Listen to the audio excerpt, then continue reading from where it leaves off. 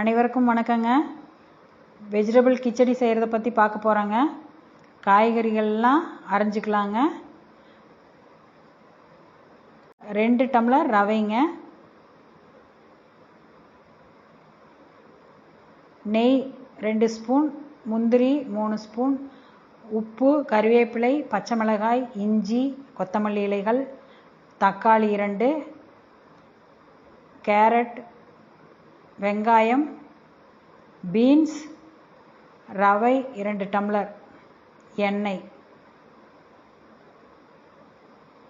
தண்ணீர் 1 tumbler ரவைக்கு 3 tumbler தண்ணீருங்க. இப்போது 3 spoon எண்ணெய் விட்டுக்கலாங்க. கடுகு 1/2 டீஸ்பூன் போட்டுக்கலாங்க.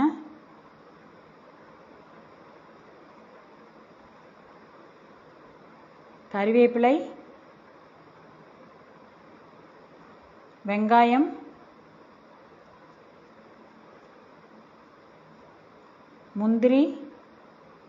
முந்திரி சேர்த்து கலந்து விட்டுக்கலாங்க.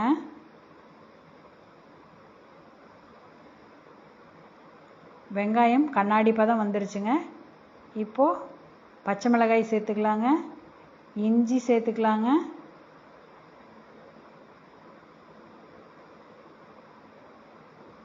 தக்காளி சேர்த்துக்கலாங்க. கிளறி தக்காளி வணங்குறதுக்காக சிறிதளவு உப்பு சேர்த்து வதக்கிக்கலாங்க. கேரட் சேர்த்துக்கலாங்க, 2 கேரட்டுங்க.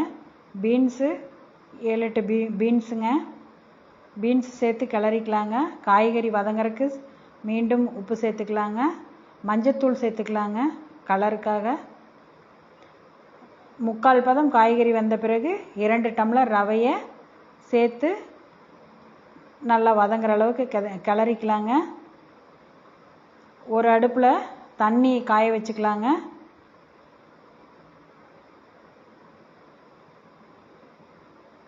இப்போ ரவை வறுபட்டு வந்த பின்னாடி நம்ம தண்ணீரை அதில் சேர்த்துக்கலாங்க.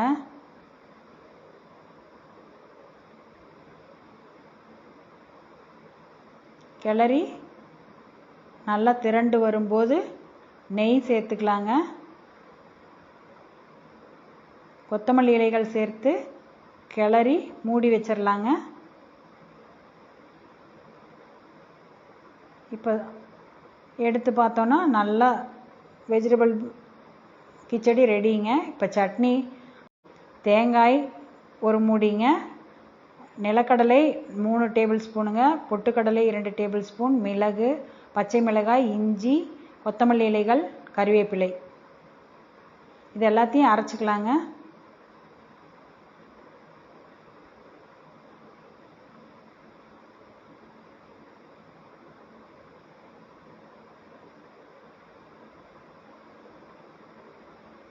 முதல்ல கொரகொரப்பாக அரைச்சிட்டு அதுக்கப்புறம் தண்ணி கலந்து அரைச்சிக்கலாங்க. இப்போது சாப்பிட்லாங்க.